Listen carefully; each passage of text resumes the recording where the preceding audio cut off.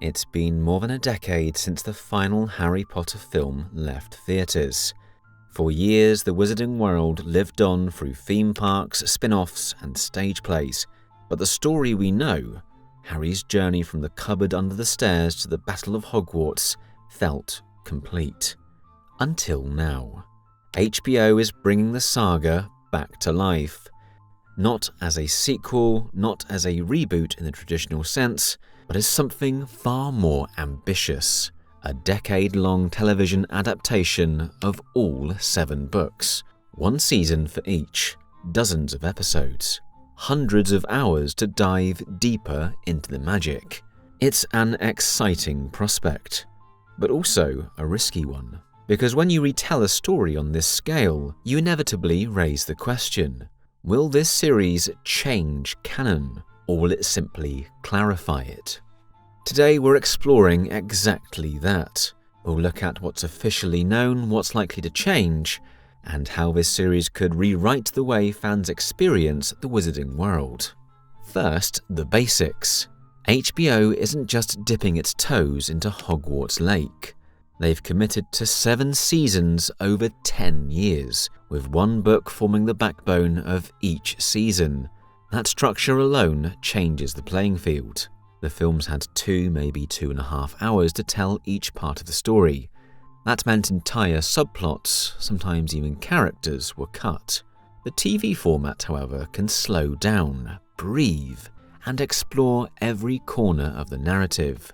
Behind the camera, they've recruited Francesca Gardner as showrunner and Mark Mylord as director and executive producer, both known for prestigious storytelling, layered characters, and slow-burn drama. And yes, J.K. Rowling is returning as an executive producer, ensuring that at least some of her original vision guides the adaptation. Production began in July 2025 at Warner Bros. Studios, Leavesden, the same place where the original films were shot. That's a kind of poetry in that the story is coming home, but with a brand new blueprint. The planned launch window? 2027. Enough time to build a consistent visual language for magic, dueling, and the everyday life of Hogwarts. Of course, the most immediate change to canon perception will come from the cast. The new Golden Trio, Dominic McLaughlin as Harry, Arabella Stanton as Hermione, and Alistair Stout as Ron, are largely unknowns. And that's intentional. Without the baggage of past blockbuster roles, these actors can inhabit their characters in a way that's truer to the books, rather than the versions frozen in fans' memories from the early 2000s. The adult cast offers a mix of gravitas and reinvention. John Lithgow as Albus Dumbledore, Janet McTeer as Minerva McGonagall, Nick Frost as Rubeus Hagrid, Paapa Essiedu as Severus Snape.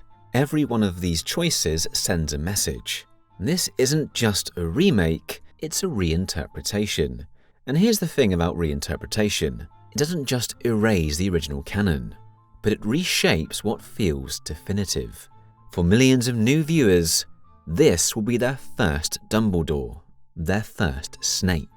This is where the series has its biggest opportunity to redefine the Wizarding World. The films, for all their magic, had to make brutal cuts.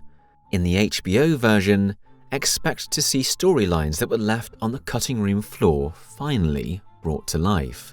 Peeves the Poltergeist, filmed for the first movie then cut entirely. His chaotic presence is part of Hogwarts' personality in the books, and his return would instantly change the tone of school life. S.P.E.W. and House Elf rights. Hermione's activism is more than comic relief. It's a lens on prejudice and systematic injustice. The Gaunt family. Voldemort's lineage is a gothic horror story, dripping with symbolism about blood purity and isolation. Winky, Ludo Bagman, and the full Triwizard fallout. Goblet of Fire could finally feel as politically tangled and morally grey as it reads. Creature's redemption. A slow, painful transformation that reframes Sirius's flaws and the Order's blind spots. When you restore these threads, you're not just adding trivia, you're rebalancing the entire emotional weight of the saga. And then there's the matter of visual canon.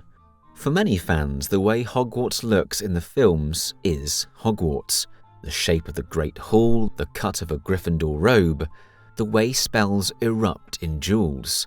The series has the freedom and the challenge to reimagine all of that based directly on the books. That means common rooms that reflect each house's character, architecture that feels centuries old, with wings from different eras layered together. Duels may rely less on CGI explosions and more on the tactics described in the text. Feints, non-verbal spells, magical stamina. Quidditch might unfold over an entire season, complete with practice sessions, substitutions, and rivalries.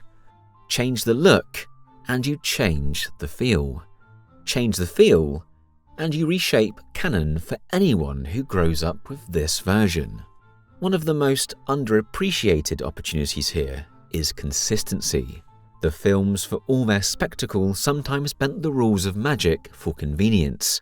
The series can take its time to explain, demonstrate, and stick to its own internal logic. That means Horcrux mechanics revealed gradually, so the hunt in later seasons feels earned. Animagus transformations, Patronus casting, and non-verbal magic shown as skills that require training, practice, and failure. The Marauders and the Order of the Phoenix fleshed out with flashbacks that give depth to characters like Lupus, Sirius, and even Peter Pettigrew. When the rules are clear and consistent, the world feels more real and more immersive. So if the books, the films, and now the series all exist, which one is canon? The official answer from Warner Bros. Is diplomatic. The series is a fresh, faithful retelling, not a replacement. Think of it as 3 parallel tracks. The books, the primary source. The films, the cinematic canon. The HBO series, a book-accurate adaptation that coexists with both. It's not a multiverse, but it's close enough that you can enjoy all 3 without contradiction, even if they look and feel different. So let's sum it up. Likely to change, the on-screen presence of book-only elements like Peeves, political subplots like S.P.E.W, clearer magical rules, and the overall texture of Hogwarts life. Likely to be reinterpreted, how key characters are performed. Dumbledore as a long-game strategist, Snape as a more layered antagonist, Hagrid as a tender protector rather than just comic relief. Unchanged at the core, the plot spine of each book. The series exists to tell that story in full. Additions, restorations, reframing, but no canon coup. The HBO Harry Potter series isn't here to erase what came before, it's here to complete it. For those who grew up with the books, this is a chance to see beloved details finally realised on screen. For those new to the story, it will be their definitive Hogwarts. And maybe, just maybe, this version will become the canon in people's hearts. Not because it overwrote the old one, but because it brought the magic to life in a way that felt whole. What about you? Which moment from the books do you most want to see restored? Peeves' pranks, Hermione's S.P.E.W campaign, the haunting story of the Gaunt family? Drop your answer in the comments, subscribe for more Wizarding World deep dives, and join us next time when we map out exactly how Season 1 could unfold, chapter by chapter. Mischief managed.